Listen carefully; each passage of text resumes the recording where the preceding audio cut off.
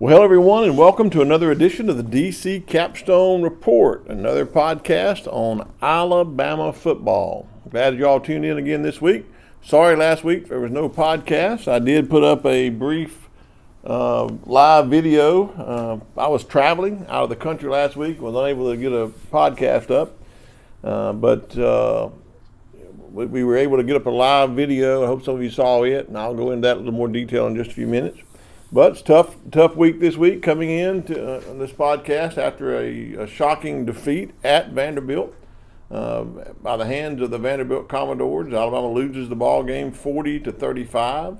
We'll get into that in just a little bit. But today on the podcast, we're going to break it up into two segments. We're not going to have any players of the game because I think everybody could do better and some things to look at. Not sure we had a player of the game this past week that really took over the games in a defeat. So what I'm going to do is I'm going to break it up in two segments. In the first segment today, we're going to take a look at and review the game against Vanderbilt. And then in the second segment, we're going to preview the upcoming game against the South Carolina Gamecocks. So I want to thank all of our listeners out there. Sorry that I was unable to do it last week, but I want to thank Lance Shores, who's always in the studio, putting out good products for us. As always, he does a great job of producing this podcast. I want to thank Lance Shores for doing that. Be sure and check out his websites, freelancepictures.com and rolltidebama.com, for some great Alabama content. I know this week is a home game, so Lance will be here putting out some great pictures of the South Carolina game. So be sure and check out his website before and after the game for some great content. And also our sponsor, Karen Cottingham Realtor, right here in Tuscaloosa with the Williams Group at Keller Williams. Please contact Karen for all your real estate needs. You can check her out there on the DC Capstone Report page. There's a button that Lance has on there you can push for Karen and go right to her inventory and look at all the inventory that she can help you with right here in Tuscaloosa, all around the state actually. So be sure and call and contact Karen at 205-887-4008 for all your real estate needs. You're listening to the DC Capstone Report. The DC Capstone Report is featured each Tuesday morning on the Martin Houston Show at Tide 100.9. You can listen live at Tide100.9.com. Well, welcome back to the DC Capstone Report. Here in the first segment today, we're going to take a look and see if we can break down this game against Vanderbilt. What happened? Well, Vanderbilt beats Alabama 40-35 on the road. I didn't predict that Alabama was going to lose this game, but if you watch that 5-minute live video that I was able to put up from my vacation, I did say that this was a potential trap game. And I did say that there was an opportunity for Alabama to let Vanderbilt stay around in this game and have a letdown. And I believe that's exactly what took place in this particular game. I think that Alabama came into the game after an emotional victory over Georgia. Alabama led that game, had it. The Georgia game won, let Georgia come back in the second half to go ahead and take the lead, and then miraculously a great play by Ryan Williams and Jalen Milroe leads to a touchdown, and then another great play by Xavier Brown ended on a high note, intercepting the ball in the end zone, and we're on top of the world. Everybody then began saying how great Alabama was. Everybody was patting them on the back, and then go to number one in the nation. And all the while this is going on, Vanderbilt had a week to prepare. They had a week off between the Alabama games. At Vanderbilt, I don't want to take anything away from them. They did a great job in preparation for this Alabama team. They had a great scheme planned both on offense and on defense to help their defense in this game. So I think there's a way to look at this. I don't want to talk bad about Vanderbilt. Vanderbilt won the ball game. I think Alabama gave them every opportunity to beat them in this game by some of the things they did to help them. So I want to break down that a little bit. First of all, let's look at what Vanderbilt was able to do, what they did during their week off to help exploit some of the things on Alabama's side of the ball. So Vanderbilt has the week off, and I believe what they did was they worked on some things that they could do to this Alabama defense and put in a wonderful triple option and played some plays that they've been running all this time on film, but they ran them differently. They had a long time to make sets, play in the same set, but run a different play out of it. And I think it really had this Alabama defense on its heels most of the game. I don't think the Alabama defense played with heart. I don't think it played with passion. I don't think it played with aggressiveness. Most of the game they were reactive, not proactive, and I don't think they reacted very well. I don't think Alabama did a good job of making changes, adjustments. They didn't do a good. I put that on coaching. And I know the defense should have played better. And giving up 40 points to Vanderbilt, I don't think there's any excuse for that. I think the defense should have played better, but they were going up against a triple option that they don't see. There's no way to do a practice session that can do it the way that Vanderbilt does. Pavia, the quarterback, that was New Mexico State's quarterback that led a victory over Auburn at Auburn for New Mexico State. A lot of transfers. They gelled together. They got a great heart. They played with heart, and they did a good job of attacking this Alabama's defense and running and getting in some great running plays. I think overall there were some opportunities to get Vanderbilt off the field, and the Alabama defense didn't take advantage of it. And that's what led to the number of yards that Vanderbilt had. They had more total yards. They had 418 to Alabama's 394. And they had rushing yards of 166 to Alabama's 84. Now, they're not known as a passing team, but they had 252 passing yards, and they were able to take advantage of Alabama's defense to get those. But the biggest glaring, I think, ineffectiveness of the Alabama defense shows up in the third down and fourth down efficiency. Vanderbilt was 1 of 1 on fourth downs and 12 of 18 on third downs. 12 of 18. There's 12 opportunities there. If Alabama just stops them 3 of those 4 of those 12 times, if they just stop them and get off the field, they don't make silly penalties, or they stop them and get off the field in coverages. They don't get in the wrong coverage, or they make the tackles, sure tackles. If they just do 3 or 4 of those 12 third down efficiencies, that's 3 or 4 more opportunities for Alabama to get the ball. And the offense was productive. They scored 35 points. So the offense was productive. They only had 2 punts in this game.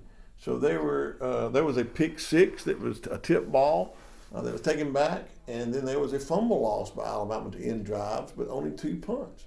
So I believe if we had just done a better job on third down efficiency in this game, then we would have won that Vanderbilt game. Now, the sad part about that is that was Alabama's defense's high point before, was getting off the field on third down. They were bend but don't break. And that's not what happened in this game. So I believe the third down efficiency led on defense led to the demise in this game of Alabama. Up until the very last 10 minutes, I believe Alabama was going to come back. I believe they have better players than Vanderbilt. I believe they're in better shape than Vanderbilt. I believe they were more talent than Vanderbilt, and I believe they were going to come back. But that's not what happened. They didn't win out because I believe, number one, they didn't play with heart down the stretch, and number two, they didn't make adjustments on defense in order to stop Vanderbilt and get the field. And number three, they did not get them off the field on third down. If they had done those things, I think we'd have won the game. So I put this on coaching on the defense. I believe it's up for your coaches to get your players ready to play. Your players get ready to play in practice, and they go out and execute on the field. It didn't look like there was communication as well on defense. It looked like we were frustrated. We were playing reactive and not proactive. So I put this on the coaches, and I think that this is an opportunity for us to learn from this experience on defense and make a difference going into the next game. Let's focus on the offense for just a moment. And I really believe that Jalen Milroe played a pretty good game, except for the pick six that he had, which was the third play of the game on offense. Vanderbilt had driven down the field and scored. And then on third play, the ball hits a helmet, it's tipped up, they catch it, run in for touchdown. So we're immediately in a 14-point hole at that point. I think that begins to dictate how you play, so that took our running game out a little bit. That's why we had less yards. I think we could have ran on them, but we didn't have time. Our time of possession was 17 minutes and 52 seconds to get those 35 points. Vanderbilt, on the other hand, time of possession was 42:08. 42 minutes and 8 seconds to get their 40 points. So it was it was a great disparity there by not having the ball, not being able to get the ball, and your defense staying on the field so long. So I think Jalen Milroe did a good job with what he had to work with by not as many opportunities. I think the fumble that he lost was a blindside hit that the block was missed on. He could have stepped up in the pocket, but he didn't see him coming. So I think losing that fumble and that interception were two things that really hurt us. But I can't put all of that on him. I think Ryan Williams played a pretty good game. I think he caught the ball very well when he was targeted. I think he did a good job of running the ball on the end around. But I do think that one thing we greatly missed on the offense was Kendrick Law. I think everyone has underestimated what he brings to the team. And I don't think our wide run offense was very effective in this game because of his blocking was absent. And so when you take him out of the game, I think we lost the blocking that Kendrick Law does. And so I think that he's a vital part of this offense by running wide and using our speed to get to the outside based on his blocks. I think that was really missed in this game. But overall, I don't think we did a terrible job on offense. Anytime you can score 35 points for an Alabama football team, playing Vanderbilt, you would think that that's enough points to win the ball game. But it wasn't this time because our defense didn't play well. Now I heard the offensive coaches talk today. Their job is to score one more point than the other time, and if they had not had the turnovers and they had not had to punt two times, then they could have probably scored and won the ball game. So I know they take a lot on themselves as well. But to be honest, I put this on the defense and the defensive coaching staff and the head coach in preparing this team to play. I know they say they think they were prepared, but the proof is in what the execution happened on the field. The fruit of their preparation was not there, not seen in the game Saturday. So this is an opportunity for the coaching staff to have a gut check and the players to have a gut check. We saw some frustration, some miscommunication, some talking to each other on the field there late in the game. Malachi Moore has had to come out already and apologize. The coaches got his back. They say he was just frustrated and it's not really a part of his character the way he acted at the end of the game. But that there tells me that there was something wrong in the preparation this week. He's frustrated because the defense wasn't doing what they were told to do, wasn't focused on what they were told to do. Tyler Booker speaks after the game on lack of focus as being a problem for some of the penalties. So I believe that they let the Georgia game trip them up and let this be a trap game for them. So, give all kudos to Vanderbilt, not making any excuses, but, Alabama shouldn't lose to Vanderbilt in that situation. Vanderbilt won. They had more heart, and they won the game. And on that day, they were the better team.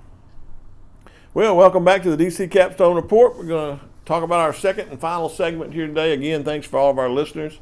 Tune in each week to listen to me talk about Alabama football here. I want to thank Lance Shores back in the studio doing all the preparation and getting this out. Thank for all he does. And our sponsors, RollTideBama.com, FreelancePictures.com, and Karen Cottingham Realtor right here in Keller Williams Group in Tuscaloosa for all your real estate needs. So here on the final segment today, our second segment, we're going to talk about the upcoming game against the South Carolina Gamecocks. And I don't think we can get to that game until we put the rest here at the very beginning. What can we learn from the loss against Vanderbilt? And here's what I say. Every Alabama team has had games like this, but the way we lost to Vanderbilt and how we respond to that loss will tell you what kind of team we have. Coach Saban's 2007 team that lost at home to Louisiana Monroe, didn't respond from that loss well. It kind of fractured the team. It fractured some of the players. We saw some players that didn't respond well, and they didn't go on and have a good team, a good record the rest of that year. But his team that lost to Ole Miss in a game that they everything didn't go their way, went on, responded well, gelled together, and was resilient, left no room for any mistakes the rest of the year, and then won out and won the national championship. So we have the opportunity to see what is this Alabama team made of. Do we have heart? Do we have a culture that's going to bring this team together and learn from this mistake and this loss, learn from our loss, and going to go out there and play our best the rest of this year, or are we built with a team that's fractured and going to lose the locker room and going to be mediocre the rest of the year? So I think that's where we are. We've seen one small blip on the radar that came out today, and that is that Jaheim Otis is going to redshirt the rest of the year and he's going to transfer. Now, some people take that as a fracture in the locker room, but I think this has been building all year. He's had some injury issues that kind of bled over from last year, caused him to be behind, caused some other players to get to really play hard and get ahead of him. So he's transferring for the lack of playing time. And sometimes transferring is the way to go to get a fresh start, and it's good for you and it's good for your team as well. Everybody can be benefited from it. So I don't think it's a fracture issue. So everything I'm hearing from the way Malachi Moore has handled his situation with the leadership team, the discipline that he's incurred from the team in-house, and he's been able to really do all the things that they're asking him to do to get back in the good graces of the coaching staff, and they seem to have his back, and the team seems to have rallied around him. So I don't think there's a loss of locker room here. If this team is a really good team, which I think it is, it will respond in the right way. We will know immediately when we play against South Carolina Saturday night. So I say all that to get the preview of this South Carolina game. I believe we're going to learn from the mistakes. We're going to come out and we're going to play a game against South Carolina that really shows how good this Alabama team can be. I think that South Carolina's got a great team. They're going to put up a good fight. I think they're going to score some points, but I really believe that those points will come late, and that Alabama's going to play a game that lets them know that we're a much better team that played against Vanderbilt. I think if we have heart, then that's what you're going to find. I think we do. So what are the keys to the victory against South Carolina? We got them coming into Bryant-Denny Stadium. Number one, we need our fans behind us to have just an electric atmosphere. It's an early kick at 11 o'clock, so we need to have just an electric atmosphere at Bryant-Denny as we had against Georgia. In order for it to be tough on them to change plays, they like to change plays at the line of scrimmage a lot. So that's one. The fans have to be locked in at 11 o'clock. Number two is the players have to be locked in at 11 a.m. Start early kick here in Bryant-Denny. So they got to be ready to go. They've got to flush the game against Vanderbilt, learn everything they need to learn, and come in with a new attitude, new passion, new power to play in this game with heart. That'll be the first key to victory, I think, is how they're going to respond from the game against Vanderbilt. Number two is what I say every week. We got to limit our turnovers and penalties and mistakes. We can't continue to have turnovers. We can't continue to have penalties, inopportune times. Had to be a coaching issue to have two number twos in the game. That's one time that we didn't get off the field. They were punting it to us, and we got a penalty for having two number twos on the game. That's a coaching mistake. You can't have two number twos in the game when you're playing. So we gotta get those silly penalties. The penalties on the offensive line for illegal procedure. Those have to be cleaned up. Formation issues have to be cleaned up. So we got to limit our turnovers and limit our penalties.